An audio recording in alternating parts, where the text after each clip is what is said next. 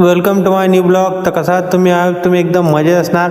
मित्रांनो, आज आपण तयारी करून चाललो आहे. HEPचं प्रॅक्टिकल आहे आपलं. आज आपण निघालो, हॉस्टेलला केलं बाय बाय. नंतर भेटले आपल्याला बसमध्ये हे पोरगी बा मस्त फोनवर बोलून राहिली होती. म्हटलं चला आता कॉलेजमध्ये गेलो. आमचं ऑटोनॉमस कॉलेज आहे मित्रांनो.